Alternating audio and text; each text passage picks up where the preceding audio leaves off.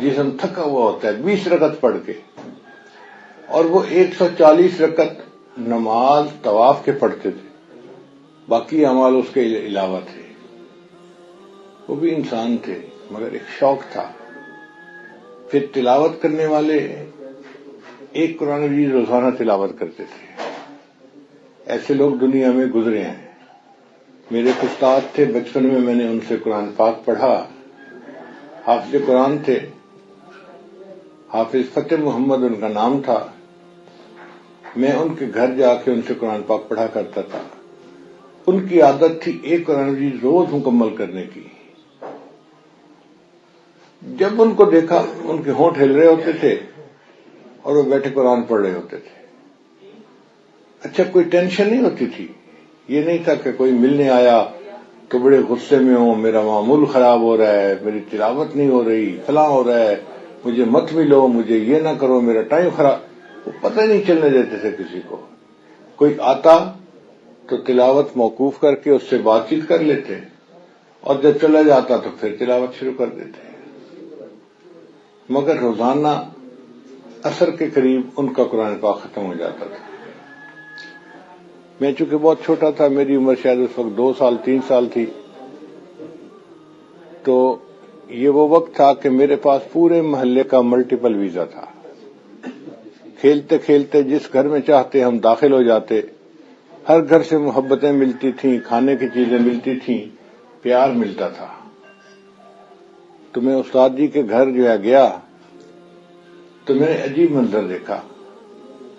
استاد جی کی بڑی بیٹی تھی، اس کی شادی ہوئی تھی، اور وہ شادی کے بعد پہلی مرتبہ اپنے والدین کو ملنے آئی تھی. تو وہ دلہن بنی ہوئی تھی، زیورات پہنے ہوئے، دلہن والا لباس پہنا ہوا، اور آئی اور اپنے ابو کو سلام کیا اور ان کے پاس بیٹھ گئی.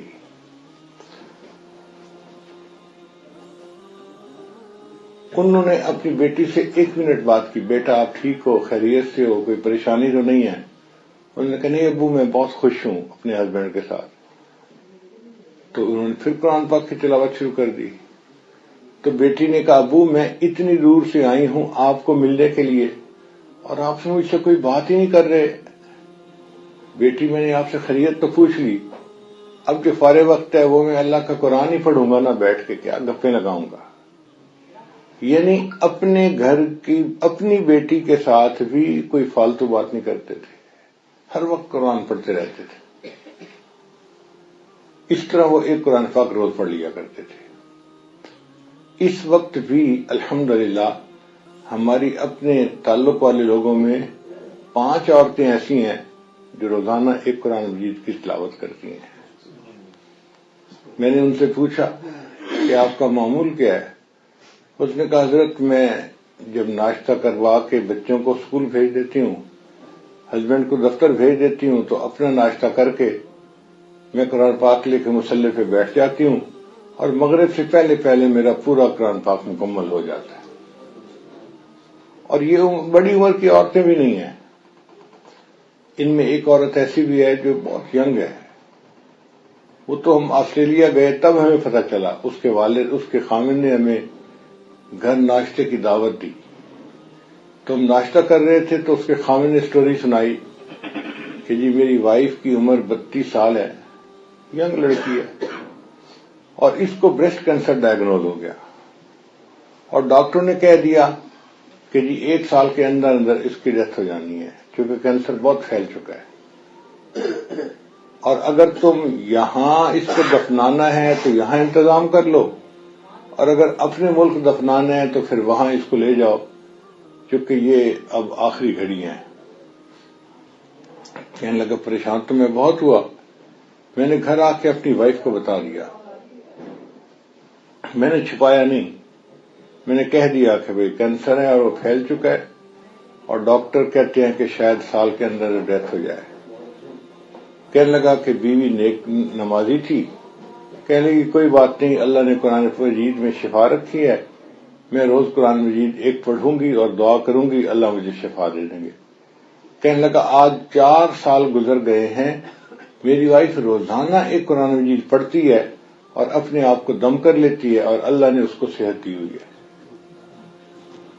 تو اگر 32 سال کی ایک نوجوان بچی روزانہ ایک قرآن مجید پڑھ رہی ہے تو ہمارے پاس کیا بہانہ ہے بھائی کہ ہم نہیں پڑھ سکتے؟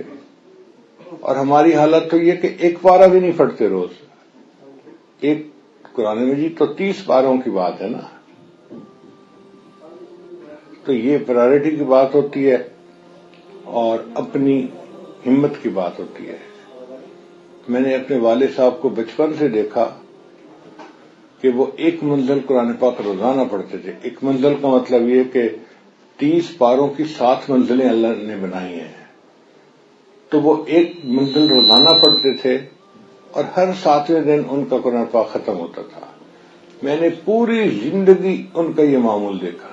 ہر 7ویں دن جمعرات کے دن ان کا قرآن پاک ختم ہو رہا ہوتا اور وہ ختم قرآن کی دعا مانگ رہے ہوتے تھے. 10,000 مرتبہ روزانہ وہ درود شریف پڑھتے تھے.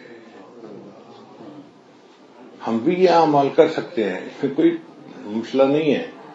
ہمت کی بات ہے، پرائرٹی کی بات ہے. ہمیں اگر احساس ہو جائے کہ ہماری دنیا کی زندگی کتنی قیمتی ہے، ایک ایک لمحہ کتنا قیمتی ہے، اور ان لمحات کو ہم نے ضائع نہیں کرنا بلکہ ان لمحات میں ہم نے اللہ کی عبادت کرنی ہے تاکہ قیامت کے دن ہمارے نام اعمال میں زیادہ سے زیادہ نیکیاں موجود ہوں. پھر ہم وقت بھی بچت کریں گے اور عبادت بھی خوب ڈٹ کے کریں گے. آپ بتائیں، آج دنیا کہتی ہے جی کہ فجر کے وقت تو اٹھا ہی نہیں جاتا نماز کے لیے.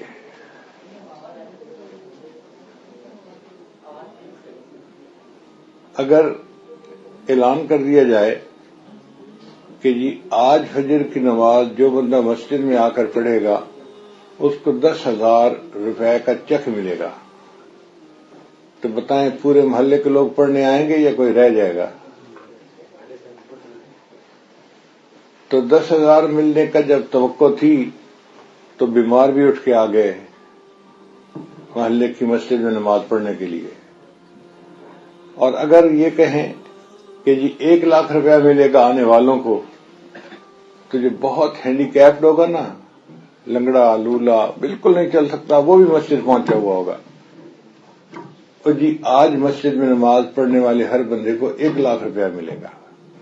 اب دنیا کی چونکہ قدر ہے نا، تو دنیا کے پیسے ملیں گے تو ہم پہنچ جائیں گے، اور آخرت کے اعمال کی فکر کوئی نہیں. اس لیے فجر میں آنا مشکل، اٹھنا مشکل، بہانے ختم نہیں ہوتے جی. اللہ تعالی ہمیں اگر وہ شوق دے دے تو ہمارے لیے ہر نیکی کرنی آسان ہے. تلاوت بھی آسان، تسبیح پڑھنی بھی آسان، نماز پڑھنی بھی آسان، وقت پہ تہجد کے لیے جاگنا بھی آسان. ہر کام ہمارے لیے آسان، چونکہ ہمیں پتہ ہوگا کہ ہمیں اس پر اجر ملنا ہے.